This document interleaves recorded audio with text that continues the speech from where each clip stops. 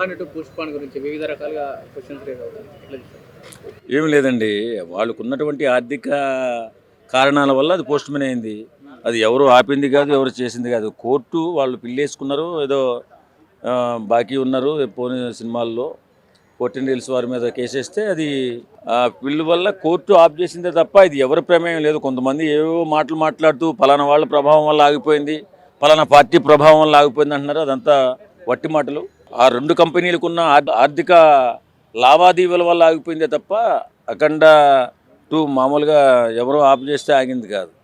ఇప్పటివరకు బాలయ్య సినిమాలు ఎప్పుడు ఇట్లా కాలేదు, ఫస్ట్ టైం. అది కూడా హఠాత్ పరిణామం కింద జరిగిన కార్యక్రమం. ఎందుకంటే అనుకోలేదు, వాళ్ళు కూడా అనుకోలేదు, వీళ్ళు అనుకోలేదు. కాకపోతే సడన్లీ వాళ్ళు కోర్టులో ఫిల్ చేసి ఆఫ్ చేసినందువల్ల ఆగింది అది. వాస్తవంగా త్వరలోనే అవన్నీ సమస్యపోయి 12వ తారీఖు రిలీజ్ కూడా అవుతుంది కదా. కానీ దానికి అఖండ ఎంత హైప్ వచ్చిందో దానికి ఆ దిష్టి అంతా పోయింది. వాస్తవంగా అఖండ 2కి దిష్టి తగిలింది. ఆ దిష్టి ఈ కారణాల చేత వెళ్ళిపోయింది. పెద్ద పెద్ద హీరోలకే ఇలా అవుతుంటే మరి చిన్న చిన్న సినిమాలకి హీరోల పరిస్థితి ఏ విధంగా ఉంటుందంట? అన్నీ అవమ్మా. ఇక్కడ ఉన్నటువంటి ఆ రెండు కంపెనీల వల్ల, వాళ్ళ ఆర్థిక లావాదేవీల వల్ల, వాళ్ళ మధ్యలో ఈ కోఆర్డినేషన్ సరిగ్గా కుదరక ఆగిందే తప్ప ఆగాలని ఆగింది ఏం కాదు. ఎవరు ఆపింది కాదు, ఎవరు ప్రమేయం లేదు. అదంతా క్లియర్ అయిపోయింది. బాలయ్య బాబు గారు కూడా అందులో ఎంటర్ అయ్యి ఆ సమస్యను క్లియర్ చేశారు. ఒక అద్భుతమైన విజయాన్ని సాధించబోతుంది అఖండ 2. ఇప్పుడు ఫ్యాన్స్ రకరకాలుగా ఊహాగానాల్లో ఉన్నారు. అంటే కొందరు అప్పుల పాలైనని, కొందరు లేకపోతే ఈ దేవుళ్ళ విషయంలో కాస్త ఇబ్బందులు ఉండడం వల్ల కొన్ని హిందూ సంస్థలు కేసులు వేసినాయన్నట్టు. సో అదేం కాదండి. వాస్తవంగా సనాతన సాంప్రదాయాన్ని, మన సంస్కృతిని ప్రతిబింబించేలా ఆ చిత్రాన్ని నిర్మించారు. దానిలో ఏ తప్పు లేదు. అలాంటి దేవుడి సంఘాలు గట్రా దాని మీద పిల్లేసింది ఏం కాదు. వేరే వాళ్ళు, వేరే కంపెనీ వాళ్ళు ఈ 28 కోట్ల రూపాయలు ఏదో ఆర్థిక లావాదేవీలు ఏదో జరిగినాయి. అవి కొంచెం లేట్ అయ్యడం వల్ల వాళ్ళు కోర్టులో వేసుకున్నారు. కోర్టు పర్మిషన్ ఇచ్చింది, ఆపండి సినిమా, అది క్లియర్ చేసిన తర్వాత రిలీజ్ చేయండి అని. అంటే ఎల్లుండే ప్రీమియర్స్ కూడా ఉన్నాయి కదా, ఇప్పటి వరకు ప్రీమియర్స్ బుక్ మై షోలో అయితే ఓపెన్ కాలేదు. మరి ఓపెన్ అయితే మళ్ళీ క్యాన్సిల్ అయ్యే పరిస్థితి ఉందంటారు? 100% 12వ తారీఖు రిలీజ్ అవుతుందమ్మా సినిమా. ఏంటంటే ఇంకా ఓపెన్ కాలేదు. ఈ నైట్కి కానీ రేపు మార్నింగ్ కానీ ఓపెన్ అవుతాయని చెప్పి అనుకుంటున్నారు. ఏదేమైనా ఇంతకుముందు అంత ఫాస్ట్గా ఎవరు కూడా బుక్ చేయరు కదా, కొంచెం ఏదైనా డిలే అవుతుంది. కాబట్టి అది పూర్తిగా క్లారిటీ వచ్చిన తర్వాతే రిలీజ్ సిద్ధమవుతుంది. 12వ తారీఖు అద్భుతంగా రిలీజ్ అయ్యి అఖండ 2 అఖండమైన విజయం సాధిస్తుంది. సో ఇందాక ఎన్టీఆర్ మాట్లాడుతూ తన ఫొటోస్ ఎవరన్నా వాడితే వాళ్ళపైన ఢిల్లీ హైకోర్టుకి వెళ్ళడం జరిగింది. సో ఎన్టీఆర్ విషయంలో ఏం చెప్పదలుచుకున్నారు? ఏదేమైనా వారికి ఉన్నటువంటి, ఇప్పుడు ఒక సెలబ్రిటీ అయిన తర్వాత ఇష్టానుసారంగా ఎవరు పడితే వాళ్ళు వాడేసుకోవడానికి అవకాశం ఉండదండి. ఎందుకంటే వాళ్ళు కమర్షియల్గా ఆలోచిస్తారు.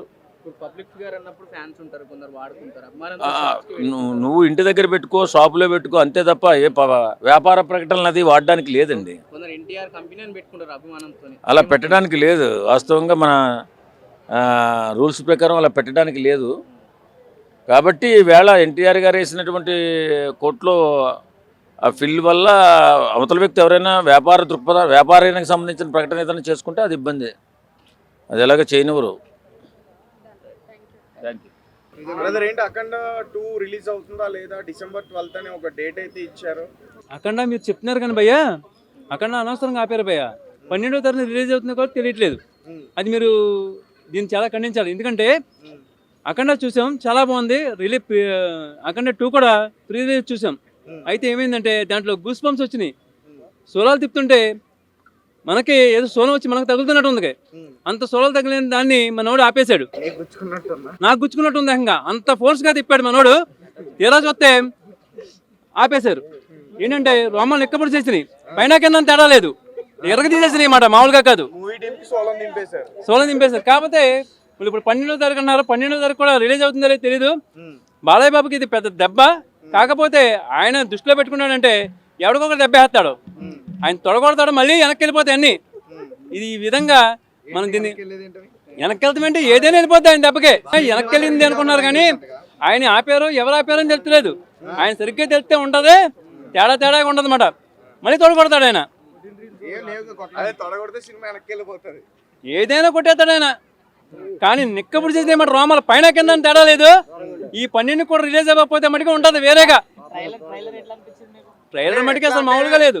ఒక విషయం అంటే సినిమాలో సీన్స్ అన్న కొంచెం సరిగ్గా రాలేదా, మార్చే ప్రయత్నమా లేకపోతే ఏంటి? మార్చే ప్రయత్నం అంటే ఏం లేదు, కానీ ఆయన దృష్టిలో పెట్టుకుని మళ్ళీ మారుస్తున్నారేమో అనుకుంటున్నాము. కానీ మార్చచ్చు, మార్చకపోవచ్చు.